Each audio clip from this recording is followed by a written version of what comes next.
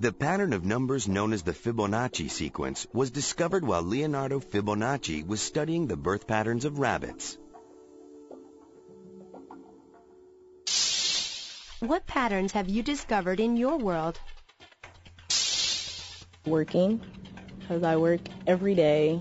Finals, which come up every year. Christmas happens consistently because once, December 1st rolls around, everybody's getting ready and they're buying presents. There's a lot of different cliques in the school that people try to fit into and they move around in. And you see a lot of people trying to follow trends and everything and always trying to fit in, and not enough people are just being themselves. The Greek philosopher Aristotle once said, "The mathematical sciences particularly exhibit order, symmetry, and limitation, and these are the greatest forms of the beautiful." When we look at nature's beauty, mathematical equations and theories may not come to mind. But the truth is that when we take a closer look, we can find a wondrous mathematical consistency in the beautiful world that surrounds us. In the early 13th century, mathematician Leonardo Fibonacci recognized a pattern emerging from his study of the breeding patterns of rabbits.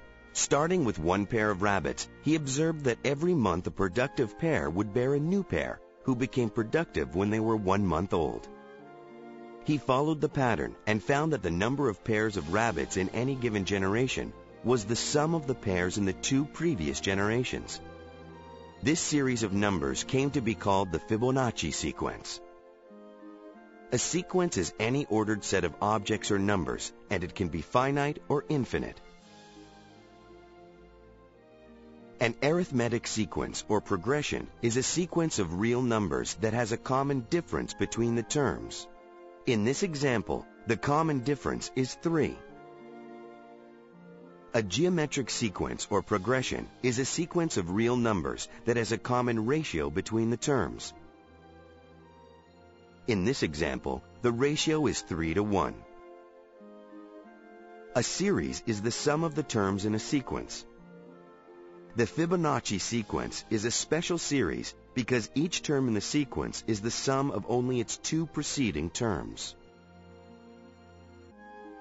For finding the value of the n plus 1 term of the Fibonacci sequence, this equation can be used. So if we wanted to know what the 7th Fibonacci number was, we would substitute the number 6 in for n, and using a calculator, we would find that the answer is 13. Looking back at our sequence, we can see that the 7th term is, in fact, 13.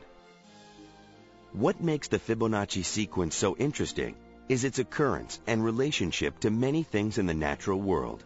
If you look at the spirals in a sunflower, you will see that they branch out in 2 directions. The number of clockwise and counterclockwise spirals is different, and the 2 numbers are consecutive values of the Fibonacci sequence. This sequence is also found in the growth patterns of daisies, pineapples, pine cones, and many other plants and flowers.